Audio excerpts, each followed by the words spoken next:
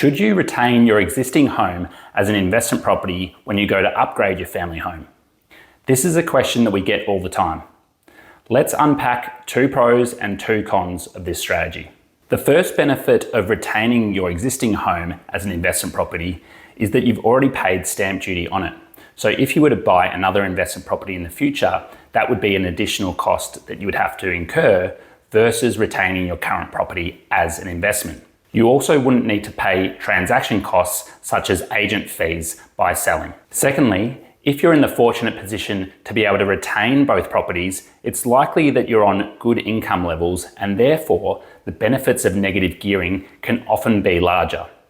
Negative gearing, of course, is when the property losses are able to be used as deductions on your other taxable income. Just remember, this strategy does rely on the property having really good capital growth to be effective. However, one of the downsides of retaining your existing home may be that you've paid off a lot of the debt and therefore you have less deductible debt to use when it becomes an investment property.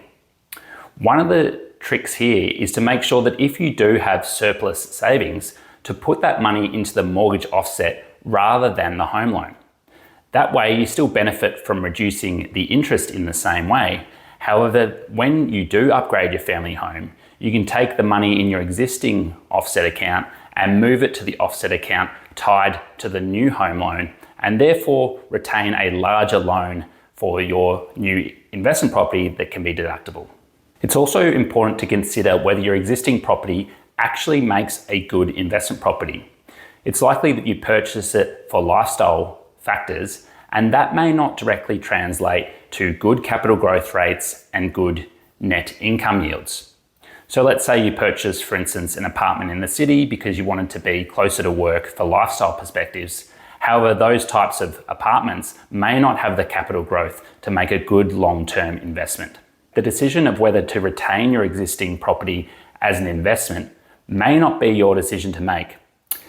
You should work with your mortgage broker to determine whether you do have the mortgage serviceability, so the equity and the cash flow to be able to retain both properties, or whether you would actually have to sell your existing property just to be able to upgrade the family home. Lastly, I want to put an extra overlay on whether you should retain the existing property as an investment based on your other important goals. So as an example, often parents want to fund private or semi-private school for their children in the future. And it may be more effective to actually sell the current property and put those extra savings into the primary residence offset so that they're available for future use on education costs. Because if they were to retain the property as an investment and it remains negatively geared, then that's just going to be another cash flow pressure on top of really expensive school fees. So we need to consider the longer term goals and strategy as part of the decision as well.